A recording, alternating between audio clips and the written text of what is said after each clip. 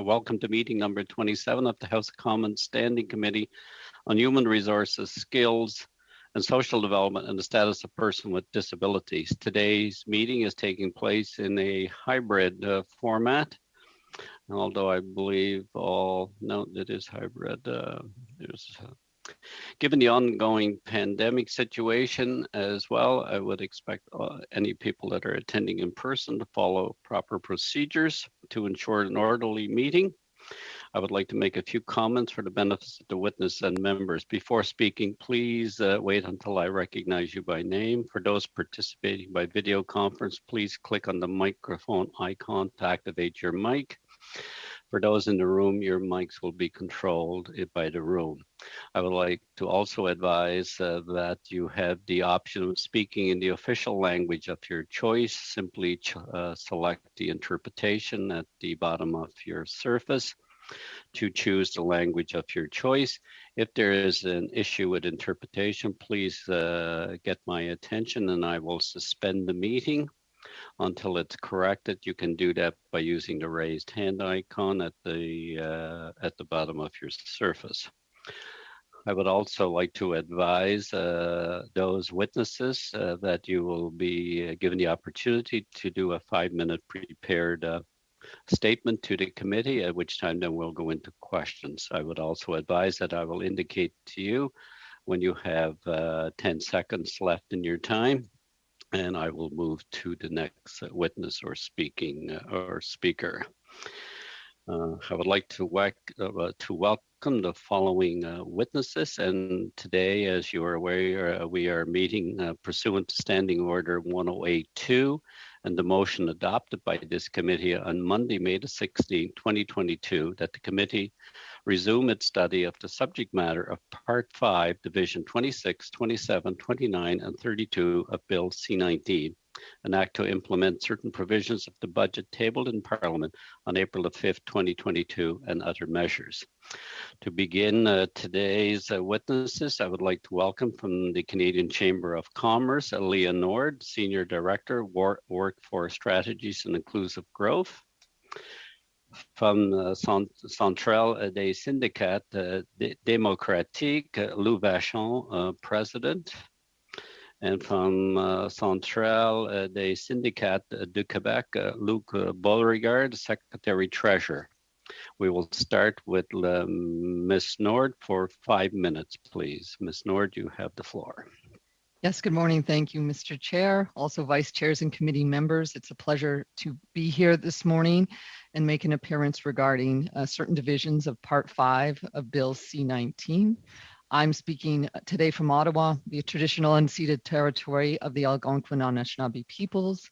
I go by the pronouns she, her, and elle. Today I am wearing a light blouse, gray sweater, gray glasses. My hair is pulled back and I am attending virtually with a blurred background. I'm speaking on behalf of the Canadian Chamber of Commerce, which is the voice of Canadian business. We represent 200,000 businesses across the country, across sectors, and across sizes, including our network of 450 local chambers and boards of trade from coast to coast to coast. Today, I have 2 interventions to make, and the first is in regards to Division 26. It's very important to remind ourselves that the EI program is estimated to have a debt of $25 billion for fiscal year 22-23. That is as it is, before we make any additional pressures into the system. The eligibility expansion for support measures and employment services within Division 26 is no doubt well intended, and it might not look like much in and of itself. However, what has happened continually over the years, in fact, the past 8 decades, is that there are reoccurring drops in the bucket that have a cumulative, burdensome impact on the program. As the Government of Canada is starting phase 2 of its EI modernization consultations tomorrow, we at the Canadian Chamber have urged that this is a truly comprehensive review. No more nibbling at the edges, as it were. We have said that this is our once-in-a-lifetime opportunity to really look at the program and set it and future generations of Canadians up for success. Importantly, this includes part 2 of the EI program, referred to as active measures, which involves over $2 billion transferred to the provinces and territories annually for employment services and skills training, alongside a plethora of pan-Canadian programs and initiatives. This is not to say that we don't think skills education and training isn't important, quite the opposite. When I appeared in front of this committee in the early days of the pandemic back in May 2020, I stated, and I quote, we need to identify the reform needed to build a system that can respond to current and future workforce needs, ensuring Canadians remain connected to the labor force, and that this includes a strong upskilling and reskilling training component, unquote. It's not the importance that we're questioning, it's the suitability and efficacy of having support measures and employment services funded by EI dollars. EI doesn't need to, and it can't fund everything. And if it does continue, the business community, which contributes 7/12 to the program, would like greater transparency and input into how that funding is spent. The second intervention I have this morning is in regards to Division 32 and the EI Board of Appeal. Our recommendation is to remove Division 32 from Bill C-19 for a separate and focused review. This is not the first time that you have heard this, and it likely won't be the last. Importantly, you have heard this both from labor and business representatives. The institutional structures that underpin the EI system are critical for a well-functioning system that meets the needs and expectations of Canadians. The Employment Insurance Board of Appeal is complex, and changes proposed in Bill C-19 are significant, and they do not necessarily align with the tripartite principles and framework that had been agreed upon before the onset of the pandemic. The changes included in Division 32 are not the ones we thought we would see, and they need to be examined and discussed in a more deliberative manner. Thank you, and I look forward to answering any questions. Thank you, Madame Nord. In time, we'll now go to Monsieur Vachon for 5 minutes. Oui, bonjour, merci. Hello, and thank you. I'm Luc Vachon, the president of the Centrale des Syndicats Démocratiques, CSD. Thank you for inviting us, and thank you for taking the time to listen to our suggestions. From the outset, I want to say that I will be very specific in my remarks. I will stick to Section 32. Not that the other sections don't deserve to be discussed, but of course, Section 32 is especially important to us. For some time now, we have been raising the issue of returning to a tripartite form. It's undeniable that it's a good thing that government is going ahead with a reform in this area, especially because they announced reform in that area 3 years ago. But the section has to be amended in order to ensure that the reform happens according to the parameters that were announced. It's also important to learn lessons from the errors made by the Social Security Tribunal. Section 32 must contain provisions that allow for the Board of Appeal to be part of the tripartite structure of the Employment Insurance Commission. Returning to a tripartite model in the appeal process must happen throughout the entire appeal structure. That would reflect the discussions held at the Co-Development Committee and Minister Duclos' initiative. It would also reflect a an announcement made by ESDC in August 2019. They said the Employment Insurance Commission of Canada will be the organization responsible for appeals when it comes to employment insurance by creating a new tripartite tribunal. As an tripartite organization, the new appeal boards will represent the interests of government, of workers, and employers. And so we think there must be a direct line of accountability between the Board of Appeal, or rather the Employment Insurance Commission, in order to make sure that their mandate is respected, and they must avoid repeating the errors made by the Social Security Tribunal that had practically no accountability. At the worst times, the board was completely impotent and could not ask for any information or any adjustments. It's also important to add provisions in Section 32 that allow employment insurance recipients in regions to have hearings in person. Previously, the default was to have a hearing over the telephone, and that has to be reversed. Hearings have to take place as far as possible in the region of the person concerned. And the members of the board must also be aware of the reality of the workplace in that region, rather than having members who are disconnected from that reality or who have too general a view of the labor market.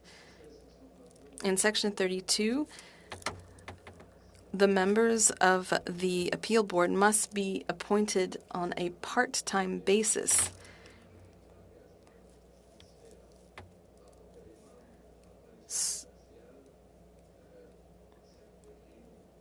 If there are members who are part-time members and then full-time members as well, that could create an inequity.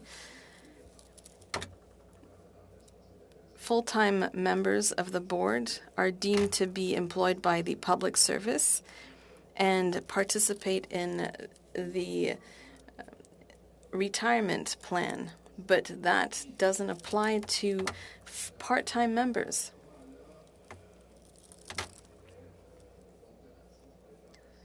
So, of course, this part-time issue I've mentioned, returning to a tripartite model and having a regional outlook. Those are the most important things that need to be included in the bill. Thank you. Thank you. Mr. Beauregard, for 5 minutes. Thank you very much. First of all, thank you for letting me appear today. I will be focusing on Section 32.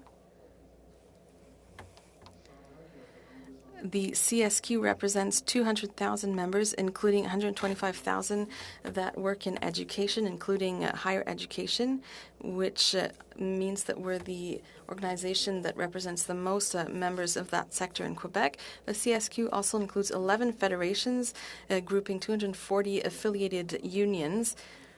We are also present in health and social services, in early childhood education, and as well in municipal and cultural sectors. Several days ago, we communicated our worries to Minister Qualtrough regarding Section 32 of Bill C-19.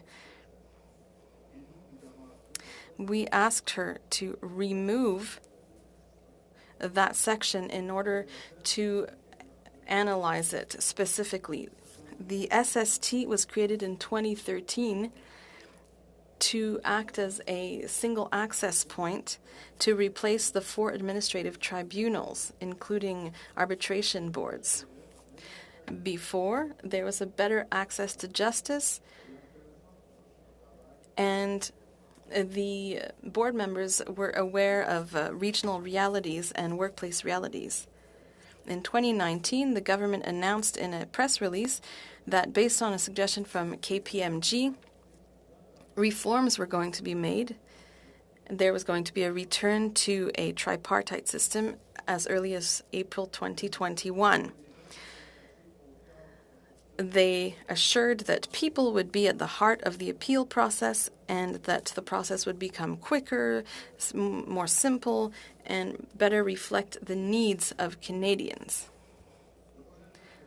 The bill provides that the SST will be under the purview of the president of the board. It is essential that the structure be a tripartite one to ensure that there is oversight of the way the union representatives and employers are deployed, trained, and how they will respect their mandate.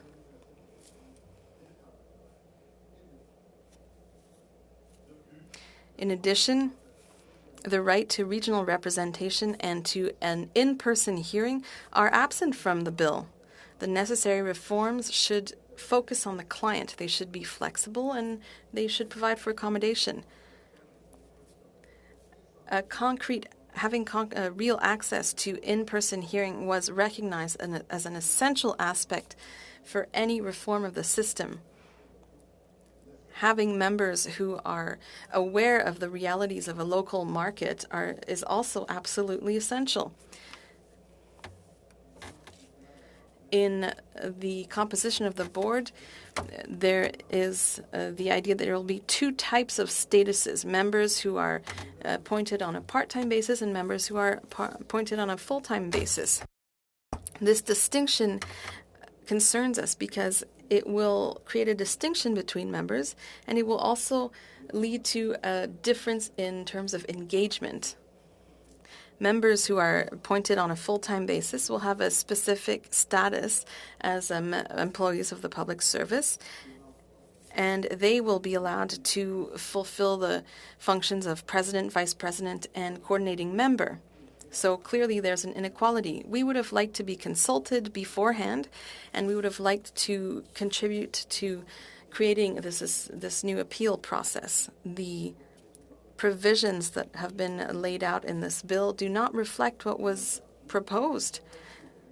We understand that the health crisis created certain delays, but we believe we should have been consulted for such an important reform.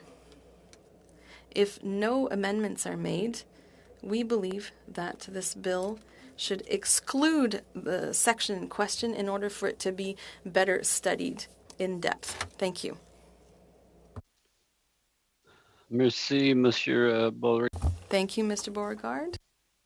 We will now move to opening the floor to questions, beginning with Madame Kuzi for 6 minutes. Madame Kuzi, you have the floor. Merci, Monsieur la Présidente. Thank you, Mr. Chair. Thank you to all the witnesses for being here today. Letter to Finance Committee, you provided the recommendation to Finance Committee to remove Part 5, Division 32 from the bill. Can you elaborate, please, on why you think it should be studied independently on Bill C-19? Sorry, was that for me? I missed the first part. Yes. Okay, thank you. And thank you for the question. Yes, we did. That is our recommendation, one of them coming out of our response to Bill C-19, which I reiterated today for reasons that I can repeat, is that the changes that are proposed in Division 32, Part 5 of Bill C-19 are not what we expected. There had been there's reference to the KPMG evaluation. There was also a 2018 co-development process, tripartite, truly tripartite. On a personal note, I had the opportunity to participate in that process, and I actually lauded as an example of a tripartite discussion. There were 2 or 3 days where it was a government, business, and labor sitting together. We had principles, we went through a process, and we developed a framework. you've also heard reference to the 2019 announcement where we all of us thought that those changes were reflected in the recommendations from KPMG and the process we had gone into. As you can hear from many here, it isn't exactly what we thought. It doesn't align with the principles, and we think that it should be taken out of an omnibus bill and deserve its own attention for those reasons, as well as this incredibly complex process. So we just want it to get the proper and deliberative attention that it deserves. Thank you. Thank you, Ms. Nord. So would you say the concerns that you have indicated here today are the same concerns as reflected by your members, or would there be additional concerns into those you have raised today by your membership and your members? No, I am reflecting the views of our members. When it comes to the appeals process, I will say that it is the members of our labor colleagues who are more impacted. It's their members that it focuses on. From the business community, our concerns were, and they've been discussed here by others as well, around the accountability piece, the way that it's structured, the idea that it was a tripartite, that this is a truly tripartite process, and as well from the business community, if and as business representatives are brought to the table, we want to ensure that the business community has a choice and vets those rather than them be appointed on our behalf. Thank you. Okay, Ms. Nord, so what I'm hearing you say is that you thought adequate consultation and the proper consultation was done in the 2019 process, and you feel that consultation process was not done for C19, for Division 32. That's correct. It was actually in 2018, the fall, I believe it was October 2018, and there was a framework developed to modernize the SST process. It did look very much like the previous one, to be honest. A lot of the ways did lead to that previous structure. Again, in 2019, through announcements, we were led to believe that framework was going ahead. And this is not what we're seeing in its entirety within Division 32 of C19. Thank you. So do you think the government should recomplete these consultations and evaluations, or is applying the results and the information as gathered in 2018, 2019 adequate? Do you think we need only look at the 2019 outcomes and recommendations, or do you think it's necessary to undertake the consultation process again, since we are 3 years further into the future after a pandemic? What do you think would be required at this time to adequately put forward good legislation? Yeah, I don't think we actually need to revisit or consult. Return to another consultation process. I believe firsthand, to be honest, that those consultation processes were well done. They were tripartite, and agreements were received together. Those recommendations that came into that framework in 2018 were by all three parties that are part of the EI Commission. So I would recommend when we take it out that we reevaluate, or not reevaluate, but we look at what was the framework, what's put in. There might be some good explanations. I've heard some, around the full-time, part-time, but we need to have a better understanding. And it's as a tripartite, all working together to bring it forward. Thank you. Thank you. And finally, Ms. Nord, you talk a lot about the tripartite approach, but you also mentioned in your recommendation the tripartite principles of government, business, and labor. So can you elaborate in these final moments what those principles are and how they are not currently reflected in this new appeal board? Yeah, and the short answer. Yeah, those principles were part of the framework, that co-development discussion. Again, this was all in paper and it's in my office. I haven't been able to access them, but they were things like client accessibility, like client approach being first, simplicity, regionalism, in person, and it was a really good process because we'd always go back to those principles as we led the development. So that's what we're looking for going forward. Thank you, Ms. Nord. Thank you, Chair. Thank you, Madame Kuzi. And now Madame Martinez-Ferrada for 6 minutes.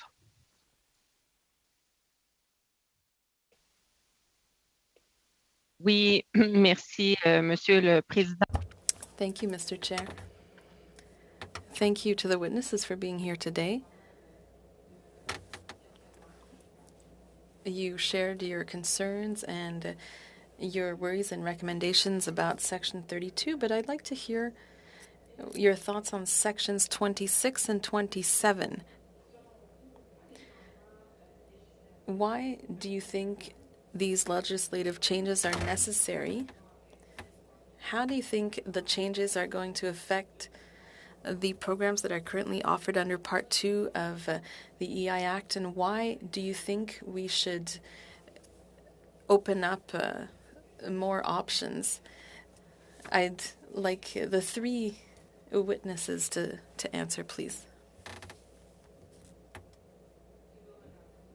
Mr. Beauregard first, perhaps?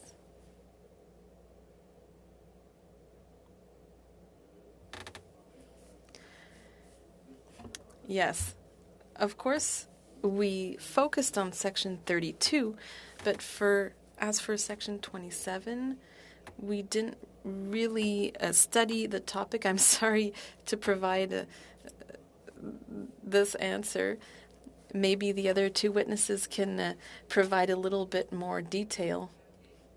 But as I said, our members aren't really affected by that section. Thank you very much, Mr. Beauregard. Maybe we can move on to the other witnesses in that case. Ms. North? Question. What we have been arguing as the Canadian Chamber, and even long before the pandemic as well, very much encouraging a comprehensive review. EI is a complex and expensive system, and there is Part 1, which we're more familiar with, but also Part 2. We've argued that this budget, the previous budget, not the one this year, had placed $5 million in the budget for the review. And this is really our opportunity to look forward and crack open the future of work.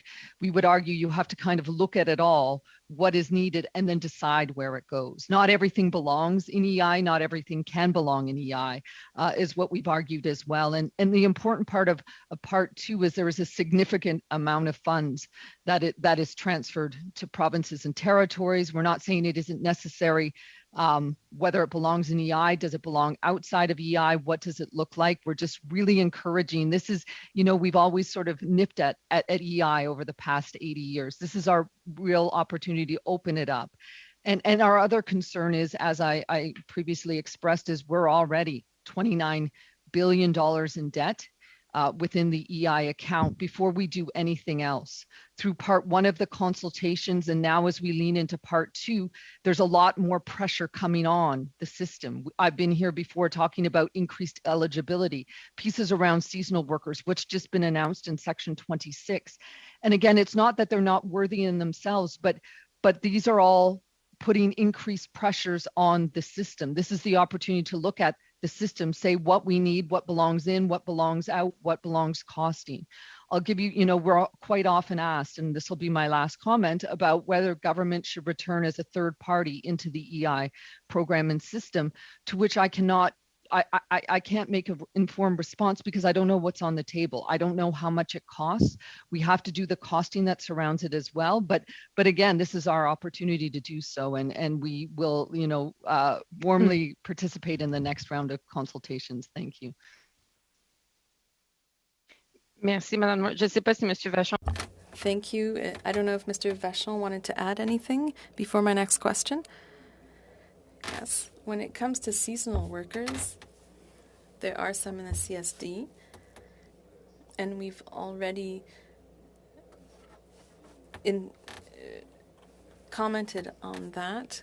We've talked, for example, about sick leave, but quite simply, it's important to look at seasonal work because there were pilot projects that were led. But despite that, in some areas and in some types of job, there is a seasonality that can't be avoided. And it's important to be able to correct what we call the black hole. How can we fix this reality. So I don't know if that answers your question.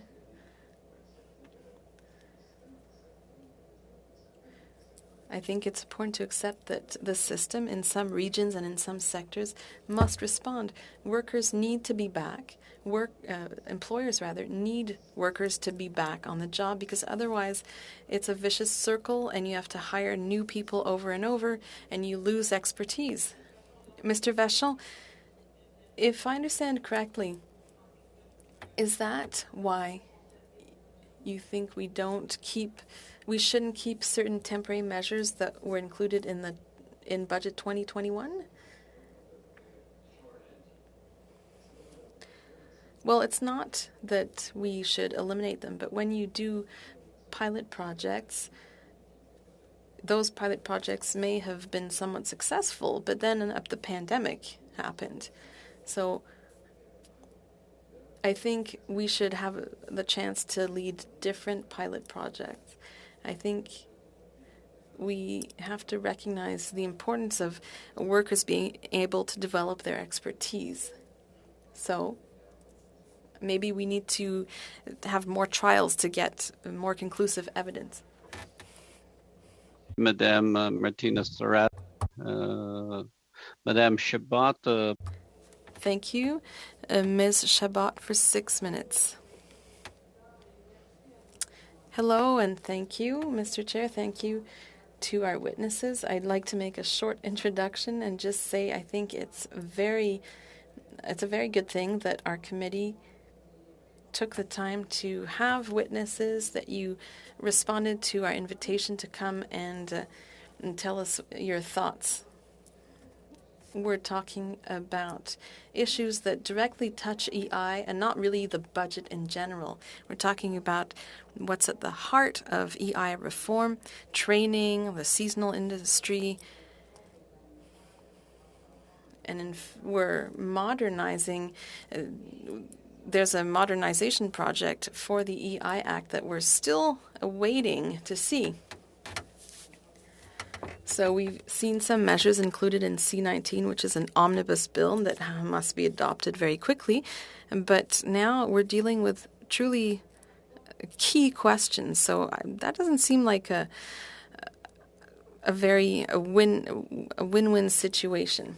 When it comes to Section 32, the witnesses that we've heard here in this committee, the witnesses we heard today, as well as the ones we heard last Tuesday, everybody has said that there have been consultations, recommendations.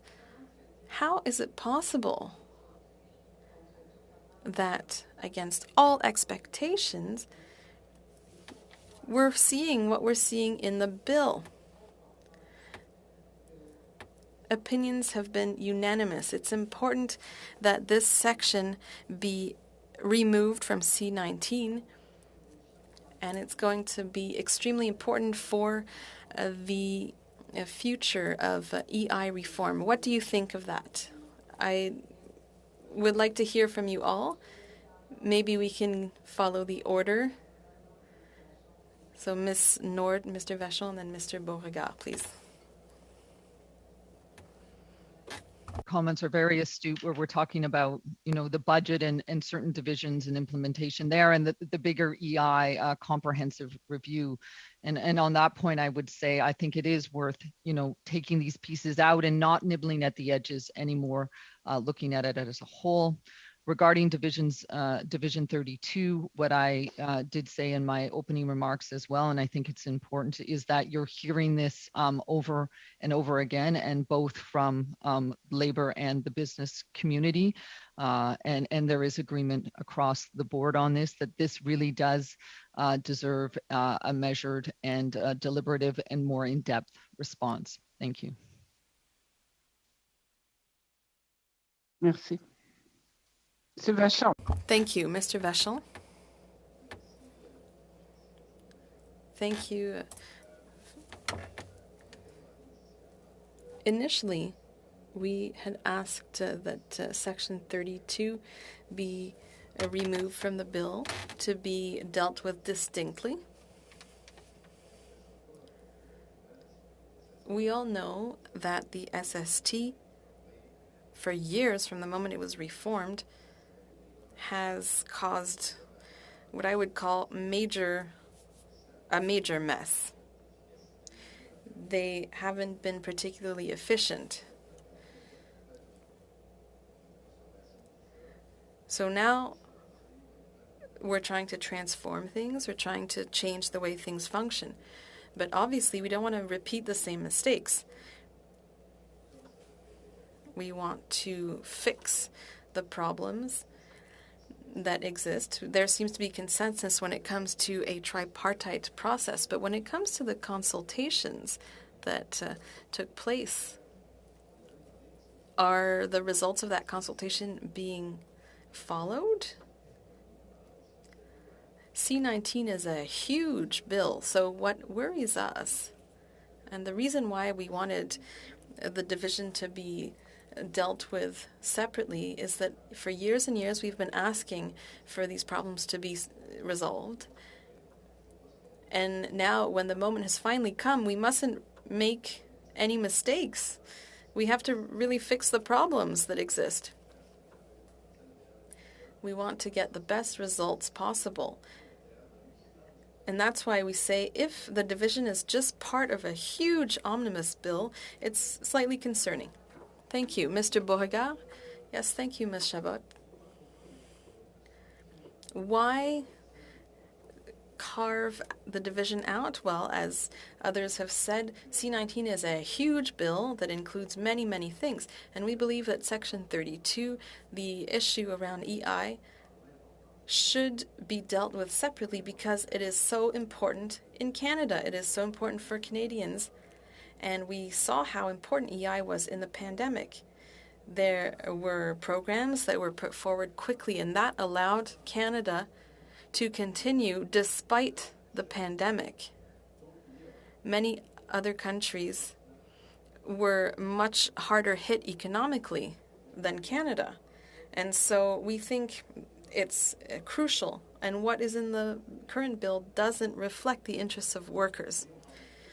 Yes, we're talking about a tripartite process, but that's not what existed beforehand, and we mustn't repeat the errors of 2012 of not consulting the key players. It has to be dealt with distinctly. Thank you. Thank you, Mr. Beauregard. Ms. Chabot. Madame Zarillo for 6 minutes. Thank you, Mr. Chair, and I thank the witnesses for coming today. And I too am going to ask about Division 32. So perhaps to start with Madame Nord and then to Monsieur Le Bachon and Monsieur Beauregard, the same question for each. It's two questions. What do you feel will be the negative impacts to EI clients if Division 32 remains? And what do you feel will be the impacts to EI clients if Division 32 is removed? Yes, hello, thank you. I think in the order that I start, I actually just want to make a comment that the first 4 questions have come from 4 female MPs. I think that's wonderful. As far as the negative versus the impact of it remaining versus the impact of it pulling, I'll leave it to my labor members because it's their members who are directly impacted. I would say that by removing it, though, that in the end we'll have a better product for all Canadians. A truly tripartite product would be the hope. I do appreciate that this has been a long time coming. It's discussions have been since 2018, and there have been issues that have predated that even since the revised system. But I would then argue that we've done, that we waited this long. It's really worth, because of the complexity, because of what you've heard over the past 2 meetings of testimony, to take this out and really get it done correctly. I think there's a real opportunity. I actually don't think it's a lot of work. We don't have to go into another few years of consultation. It's the parties sitting around a table, I would argue, and agreeing to the way forward. Thank you. Mr. Vachon? Mr. Vachon? Yes, I'm not sure if I really understand your question. When you say eliminate, if it were treated as a distinct bill, that would be one thing. But the fact that it might be dealt with separately, the point would be to make sure that better provisions are put into place. When you say eliminate, I'm not sure if you mean coming back to the status quo, or if that's what you meant. I think over the last few years, we see that the current SST system is a failure. It's caused real difficulties. It's caused problems and catastrophic situations for workers. So we have to return to a tripartite process. And it's important to remember that the tripartite process has been proven to work in the past. So we have to come back to a tripartite model where there's accountability and where we have a system that is more focused on the individual, on the worker. When a worker finds themselves before the board, it's not because things are fine in their lives. They're facing a real issue, a real problem. Thank you for the question.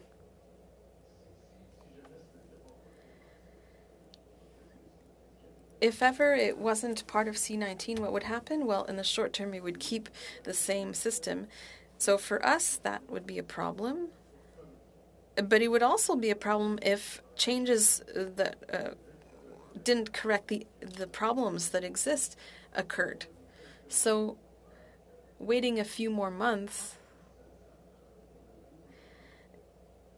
is not going to make everything stop working. We need to take the time to look at everything to make sure it's working, that it's tripartite, that there's regional representation, that there are people who know the workplace, so that in the mid and long term we have a system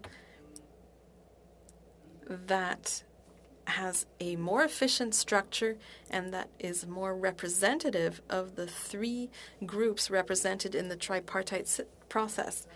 So let's take the time to find the correct answer here so that we don't have to start over at square one in a couple years. Mr. Beauregard, I would just like to ask a little bit about the appeal board and the appointment process. Can you share any positives or negatives that you're seeing with this new way of appointing members to the board, or this new appeal board in general?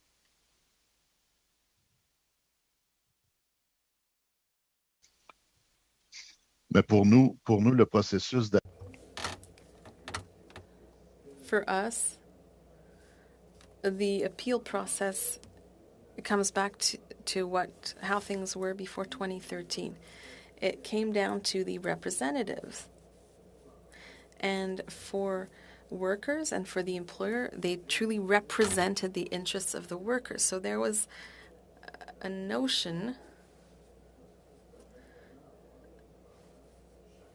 that meant that each group had representatives and the decisions were as acceptable as possible for everybody, and the decisions were not challenged as a result. Thank you.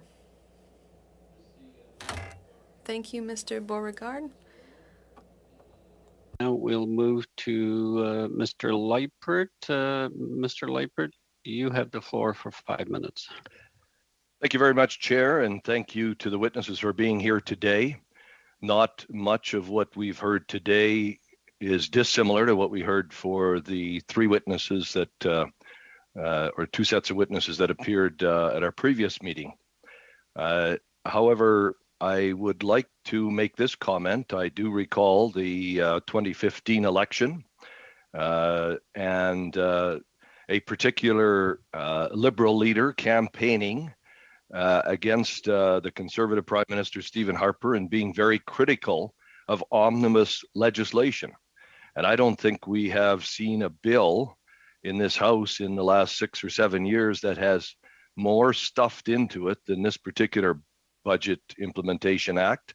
And I think this is just another example of broken promises by the Liberal government. So I think what we will find out later today is whether the members of this committee of the new Liberal NDP coalition will listen to what the witnesses have said relative to Section 32 and having it removed. Obviously, we are only making a recommendation to the Finance Committee. Then it'll be interesting to see whether the Finance Committee will be listening to this committee, and then ultimately whether the Finance Minister and Prime Minister will be listening. So thank you everybody for making your presentations, but my suggestion would be don't get your hopes too high. I want to actually focus on the comments of Ms. Nord on Division 26, because we haven't heard very much about the other divisions in our testimony. I just wanted to ask a bit about more clarification than anything. It's my understanding, and correct me if I'm wrong, but EI does not operate independently like, say, the Canada Pension Plan. It's out of general revenue. So when you're talking about a $25 or $29 billion debt, is that that's part of the federal debt, if I'm not correct? Can you elaborate on that at all, Ms. Nord? I can. I'm not sure it's my place to, but the EI program is funded separately. It's funded by employers and employees. Employers pay 7th, 12th into the system, and employees, the employee community pays 5/12. So it is a separately funded program. I do understand the separately funded, the separate contribution side of it, but I think the problem with EI right now is it all goes into general revenue, and then it may operate as an individual program within the Department of Finance, but I do not believe it operates independently like the Canada Pension Plan. And so I guess my question is this: if in fact we've got this huge debt in EI, and if the program does in some fashion operate somewhat independently, and 5/12 of the amount come from workers and 7/12 from employers, if we're going to try and clear off that debt, we're likely to see what I would call another tax, because if EI premiums go up for both employers and employees to try and pay off this debt, that's going to be a significant hit to both workers and business. Would you agree? Yes, and it is also my understanding within the current debt structure that what happened during the pandemic, and we are grateful for this, is that those rates were frozen, both for all contributors during the pandemic. But that is set to lapse in this September 2022, and the concern is that you can actually legislatively only increase the rates over a 7-year period by a certain amount. To cover the current debt alone, those rates would have to rise at a rate higher than the legislative amount. And this is, again, before we do anything else about expanding eligibility, the expansions that are both discussed in sections 26 and 27. So what we have strongly urged as we move forward is not to look at all of these little compartments, but to look at the EI system as a whole in that process of modernizing it. There's a whole piece too as well, and an important piece around modernizing the software and the platform that form the basis of this as well. So there's lots of costs going on and on and on, and we're not seeing how that's going to be covered or what's coming off the books. 10 seconds, Mr. Yeah, I just got one question. Very little time. Just one quick question. If you were sitting in my chair, what would you be recommending we do with Section 26 going forward? Yeah, I would be. It's a word of caution that these continual drips in the bucket will continue to burden the system. And I would look to that larger EI consultation process as an opportunity to truly reform and bring us forward, and for the rest of this century and into others. Thank you. Thank you, Mr. Lightbird and Ms. Nord. Before we move to Mr. Collins, I simply want to say that within the time I think we have left, that we will conclude with, after Mr. Collins, with Madame Shabat for 2.5 minutes and Madame Zarillo for 2.5, and that'll take us a little beyond our hour, to be fair. So, Mr. Collins for 5 minutes. Thank you, Mr. Chairman, and I'll be sharing my time today with my friend and colleague, Mr. Koto.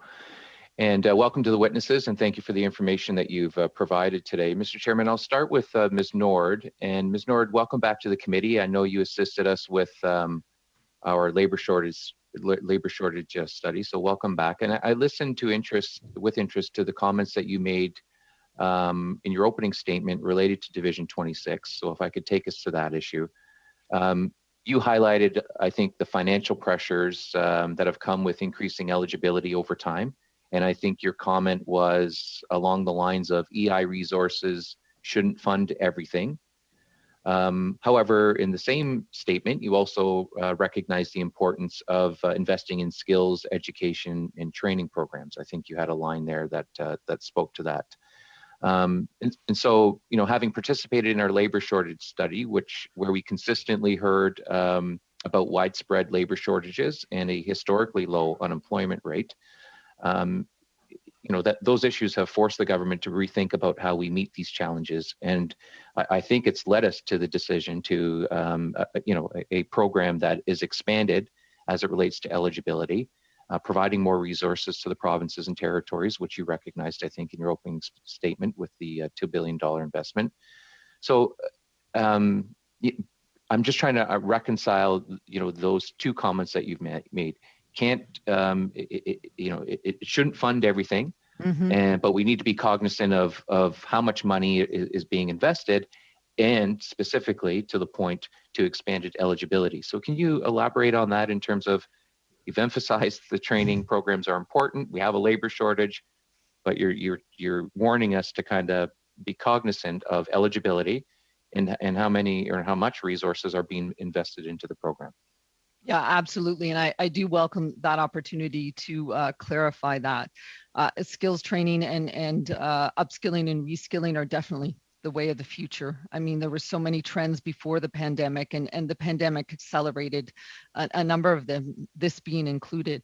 The point being that I think, through an EI reform modernization process, we should take a look at this.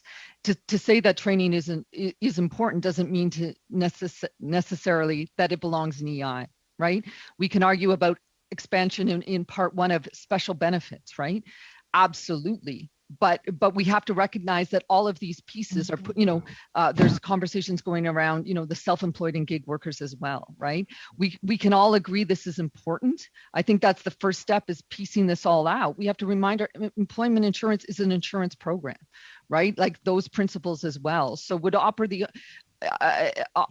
opportunity to look at all of these pieces, cost them out, and then look at where they best lie within the system, without the system, outside of the system, how the system is then funded.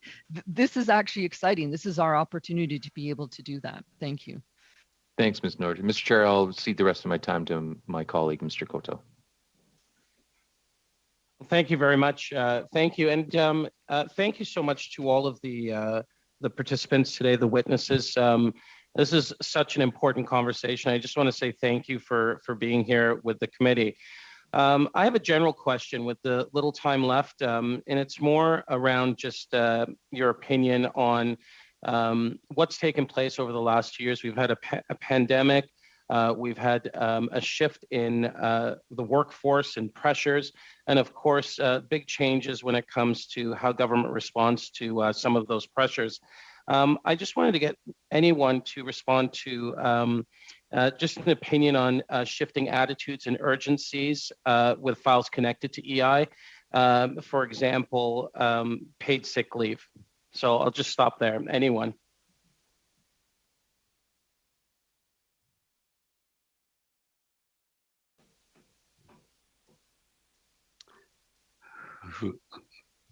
Mr. Vachon? Mr. Vachon? Your question is quite vast. What happened with the EI and support measures? I think if we simply look at the last 2 years, we know what it cost to provide support measures that allowed us to get through the past 2 years. What's harder to quantify is the cost if we hadn't offered those measures. So, in my opinion, those measures had a very positive effect. When it comes to sick leave specifically, our position as an organization is that there should be 10 days of sick leave. There are many factors. 10 seconds. Normally, women are the most vulnerable, in the most vulnerable position. They earn the least, and they are the ones who take leave. And I think that's something we must deal with. Thank you, Mr. Vachon. Couteau, Madame Chabot. Ms. Chabot for 2.5 minutes.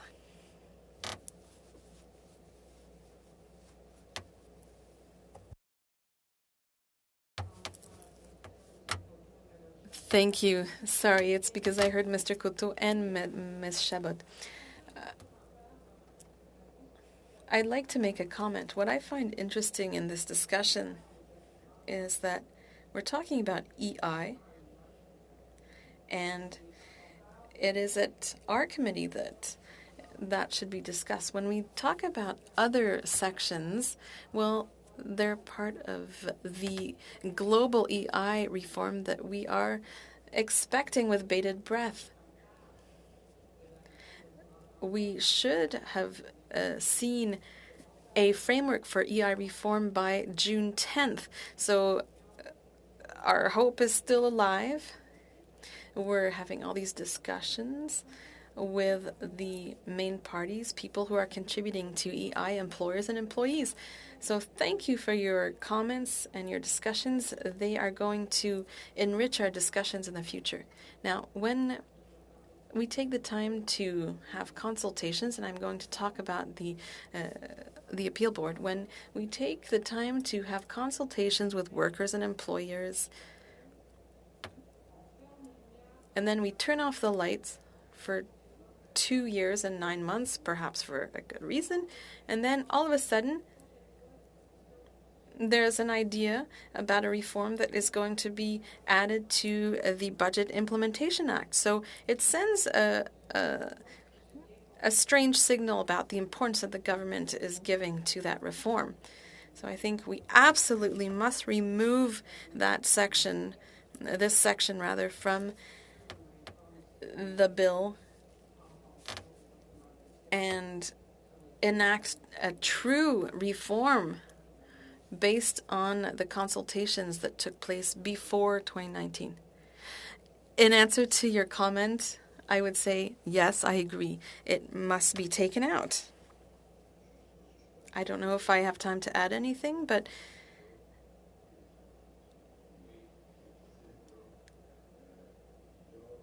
there's a visible importance here. This bill doesn't respond to workers' needs. And it's true. What happened in the pandemic, as Mr. Vachon said, what would have happened if we hadn't implemented those measures during the pandemic? I think that is worth looking at.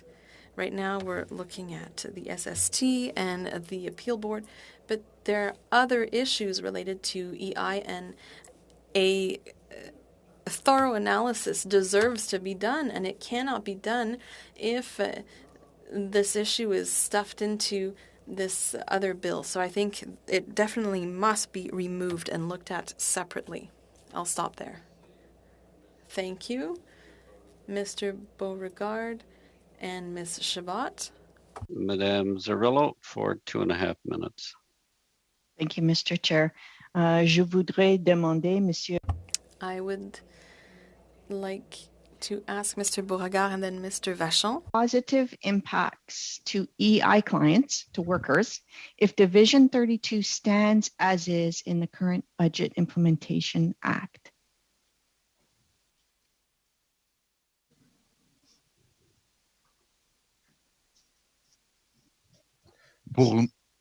Là, j'ai compris que c'était moi en premier. Là. Donc, pour nous. As far as we're concerned, no.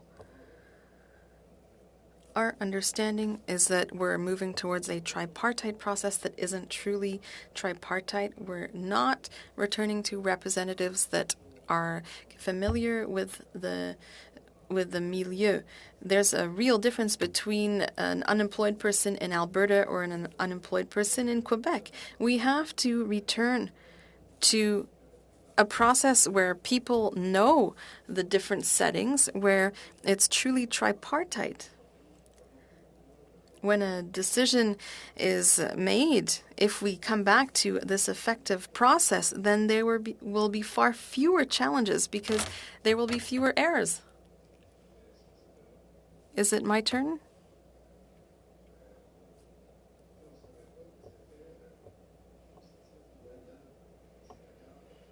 I agree with my colleague, Mr. Beauregard. This is such an important issue. EI is absolutely crucial. We must ensure that when reform occurs, that we reach the objectives that we need to reach. So our real concern here is that there's not enough importance that is given to the issue of EI. It is just combined with other issues that may also be very important, but this is a crossroads moment.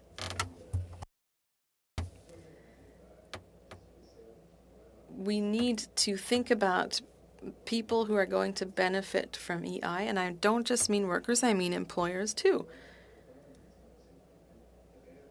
We have to adopt an approach that is closer to what's happening on the ground. As my colleague said, there's a real difference between someone in Alberta and someone in Quebec, but even within Quebec, look, if you compare someone in Montreal or someone in Lac-Saint-Jean, the contexts are completely different. There are very different realities to be contended with, and if board members don't understand that, then the people who are stuck in the system are going to suffer as a result. Thank you, Mr. Vachon. And Ms. Zerillo? That concludes the first hour of witness testimony. I want to thank Monsieur Beauregard and Monsieur Vachon and Madame Nord for appearing today to give their perspective on the subject matter. We will suspend for a few minutes while the witnesses leave, and then we will move to the second hour, which is to get the input of committee members on their suggested recommendations or amendments. So clerk will suspend for, let's give it 5 minutes. Madame Chabot, before we suspend, you have your hand? Oui. Yes, I wanted to ask for a 5-minute suspension. Thank you, Mr. Chair. Thank you to the witnesses. Thank you very much. Have a nice day. Thank you. We will suspend for 5 minutes, so we'll reconvene at around 12:10.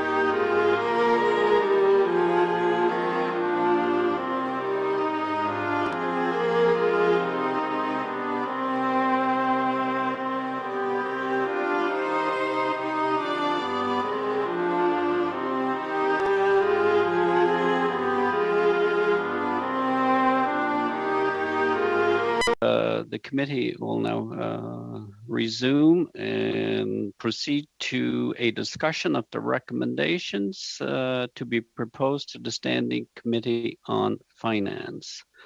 So the first hand up I see is Madame Chabot.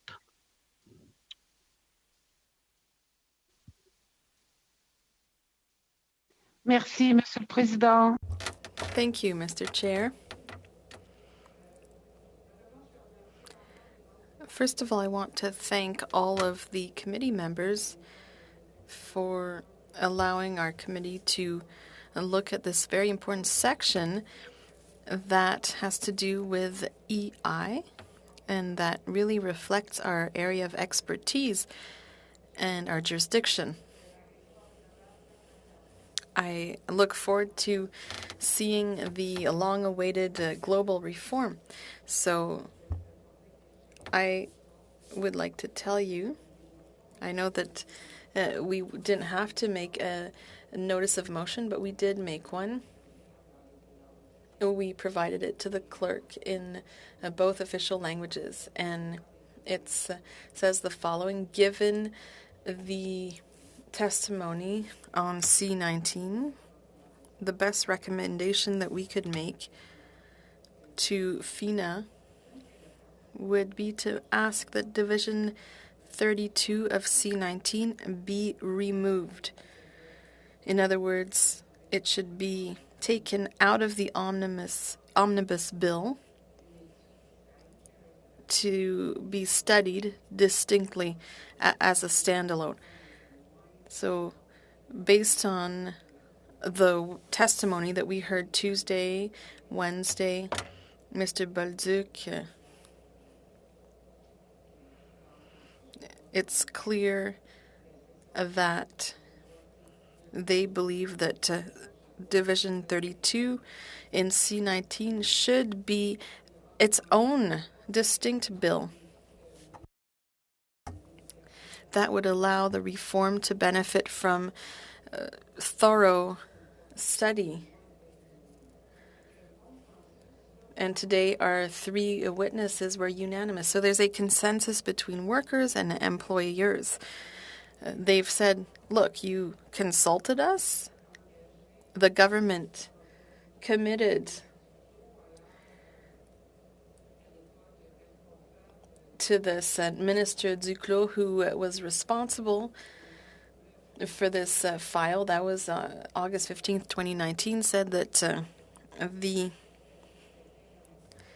EI Commission would be responsible for these issues through the creation of a new tripartite process. What witnesses have said is that what we see in C19 does not reflect the consensus that was clearly established after deep consultation. So it's very important that it be reflected. It's hard to explain why the government added this to C19. Even as the official labor critic, it was a surprise for me to see this in C19. The budget didn't even mention this intention, their intention to include it. Even though we'd discussed pilot projects for seasonal workers, that's Section 27. Obviously, that has an effect on cost.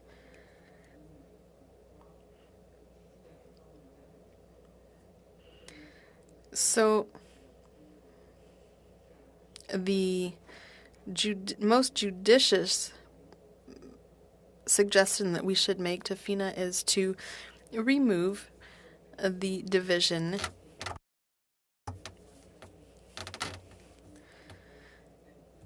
given the committee's study on Part 5, Divisions 26, 27, 29, 32 of Bill C-19.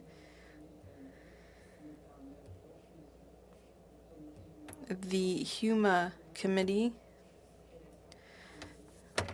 recommends to the Standing Committee on Finance that the Division 32 of Bill C-19 be split.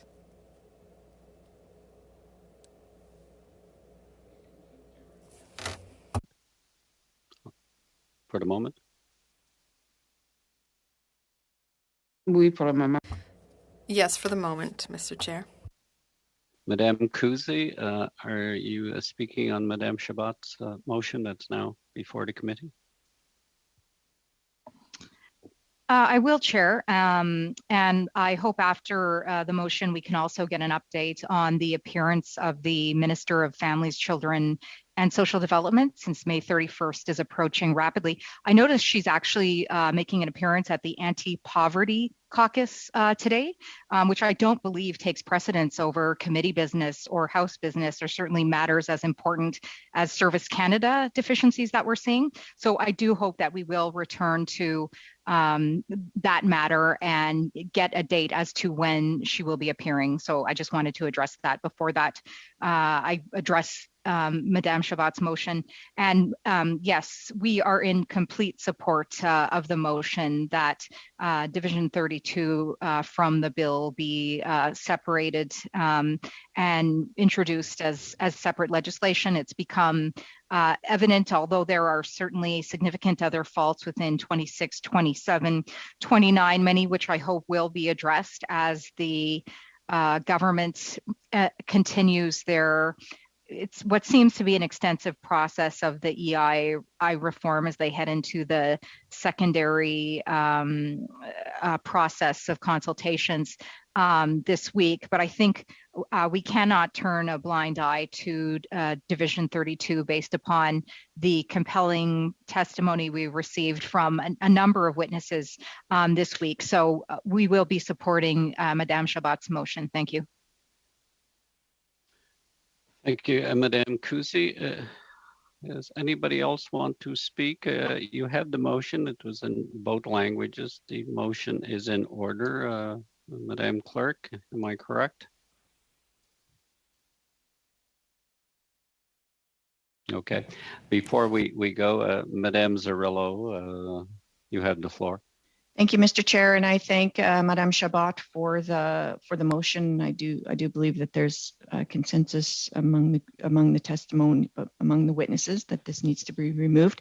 I just wanted to get some clarity on what the word split would mean in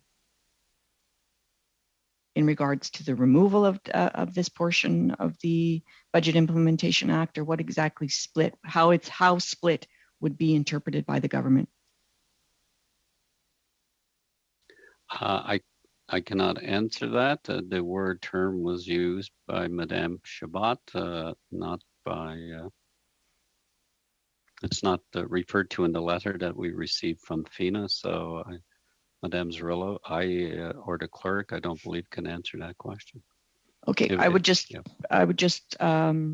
maybe Madame Shabat could speak to what her thoughts, although it's not used in the word is not used in the motion currently before. I believe Madame Shabat used it in her comments. It seems to be in the motion in English. I'll take a look in French.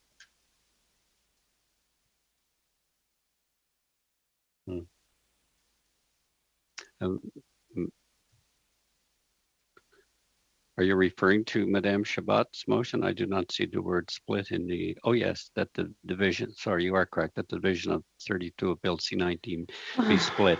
Madame Shabat, do you want to address that? Monsieur le Président, oui, pour comprendre bien l'interprétation. Mr. Chair, yes, if you want to discuss the term in French, scindé, in English, split, I believe it's the same term. Split or scindé means that section of C-19 will be dealt with separately. It will be removed and dealt with separately. That is the meaning of the word scindé or split. So it's removed to be dealt with on its own so that we can have discussions about it. That is my understanding of the consensus that was expressed even by the Commission of EI workers. The EI Commission, rather. And that's saying a lot. The EI Commission sent a joint letter to the government asking for this issue to be dealt with elsewhere than in C19, because the way it was expressed in C19 does not reflect what was in the study. So I think recommending that FINA split that section means that that section should be removed from C19 and dealt with separately, however the government decides to do so. But it will be dealt with separately. Shabbat, that is my understanding of the term as well, is that it would be removed from the bill. Madame Martinez-Ferreira. Je l'ai pas écrit, il y a d'autres recommandations, mais le meilleur livre. I didn't add any other recommendations, but the best forum for dealing with it will be here, Mr. Chair. Madame. Ms. Shabbat, Madame Martinez-Ferreira, and then Madame Gladue and Mr. Van Bynen. Madame Martinez-Ferreira. Oui, merci. Thank you, Mr. Chair. And regarding Ms. Chabot's motion, thank you for the motion. I think we all recognize that all the testimony that we've heard should lead us to recommend that the division be separated from C19. And so I would like to support the motion. Mr. Chair, if I understand correctly, and I do apologize, it's the first time that I've been in a committee where we look at a specific section. How can we return this to the committee? Will it be a letter that will be sent on behalf of the committee? Will it have to be sent after this motion? I just want to understand the process. It's my understanding that when we conclude the discussion on recommendations, then I will ask for a motion instructing the chair to write a letter to the chair of the Standing Committee on Finance, outlining the subject matter recommendations on subject matter 5. As you recall, the request from Finance was to ask the committee to review and to forward HUMA, this committee's recommendations to the Finance Committee. So as we deal with them here today, I would ask at the end a motion instructing the clerk to prepare a letter, just a general letter outlining that the committee did meet on 2 occasions, heard from witnesses on the subject matter, and attached are the following recommendations as recommendations from the committee. That is my understanding, Madame Ferreira. I will now go to Madame Gladue, then Mr. Van Bynen. Unless Madame Ferreira, your hand is still up? No, okay. Thank you. Madame Gladue. Thank you, Chair. Certainly, I do support the removal of 32, but I want to be clear, because if we say we want to split it, normally what that means is that the Speaker of the House will split the bill and you will vote C19 separately from Clause 32. And I don't know that that's exactly the intent of Ms. Chabot. I think she agrees that this needs further consultation, which is what we heard from the witnesses, and there's a full review of the EI process that's going to go on. And so, if that's the case, perhaps the words remove would more accurately reflect really the intention that she expressed. I appreciate your comments, Madame Gladue, but we are not reporting to the House through the Speaker. We're simply sending a letter to FINA on our recommendations, and they will report to the House on the specific language, and that would be clarified there. Madame Chabat's intentions are clear when you use the French translation, so it'd be up to finance to, in my opinion, unless the total committee disagrees, to instruct differently. But we're providing recommendations. We're not providing instructions to change. Mr. Van Bynen? Thank you, Mr. Chair. And my comments are relative to the motion as well. And I want to be clear as well, is that if this is separated from the bill, that section 32 doesn't simply disappear. I think the consensus is that we would like to have that looked at separately. So that's the assurance that I was seeking as well. And if the language would reflect that section would be considered separately, then that's what I would like to accomplish. Mr. Van Bynen, would you like then to make a amendment since Madame Chabat has moved the main motion, a friendly amendment with the clarification? For clarification, I wonder if we could if Madame Chabat would consider adding the words "for separate review and consideration." Madame Chabat?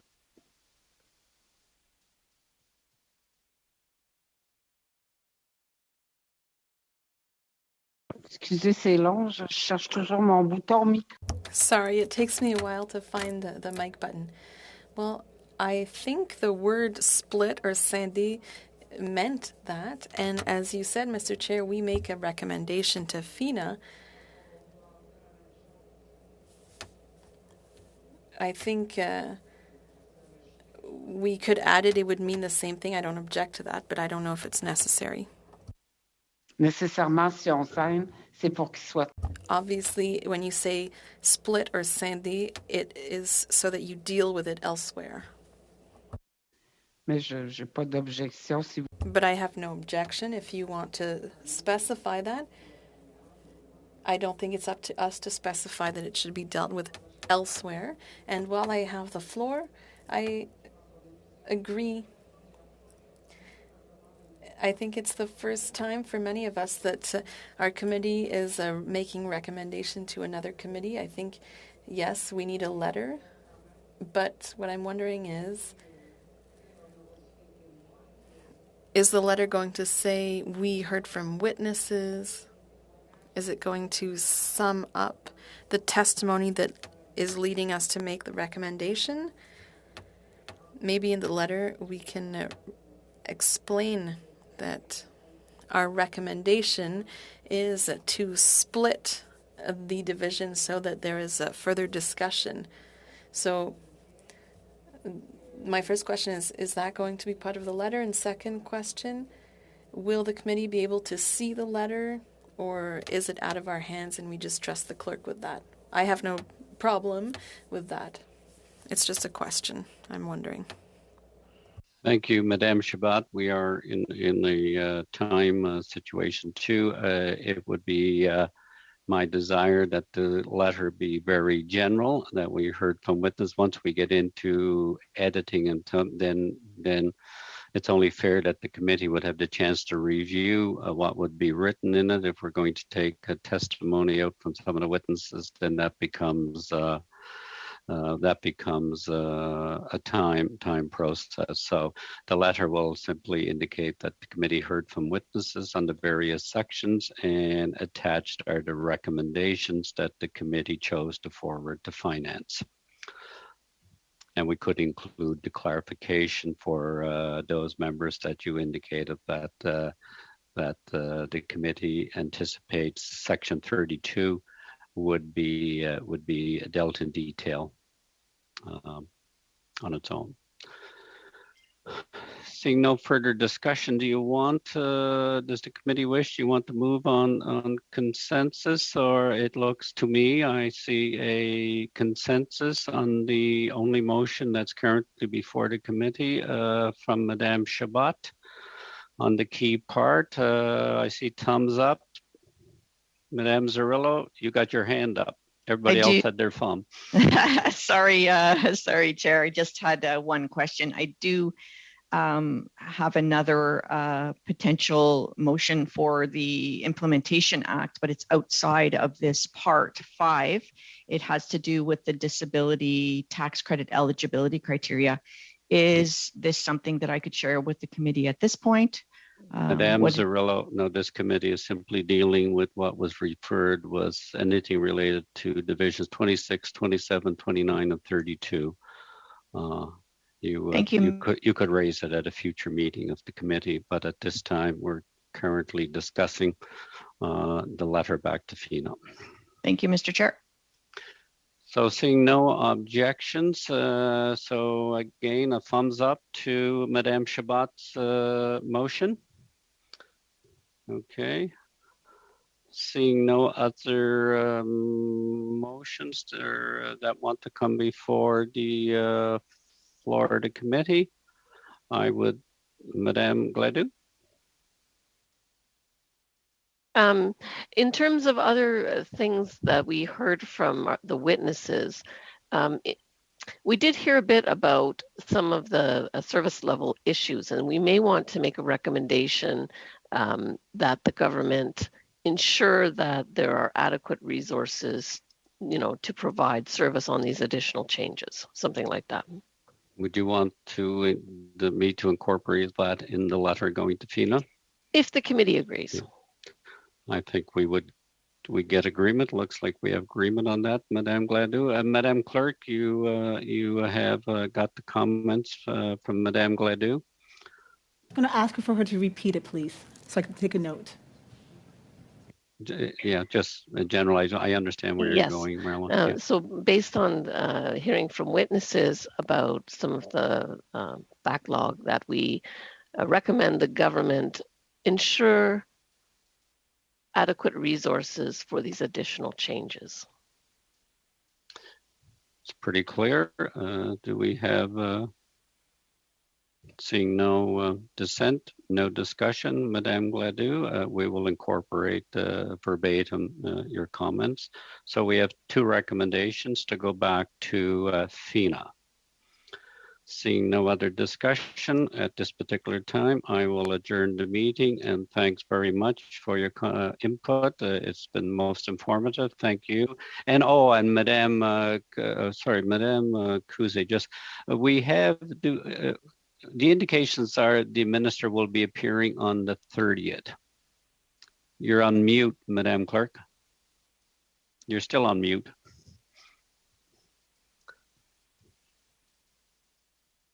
Yes, we'll be sending the notice out as. Yes, Mr. Chair. Okay.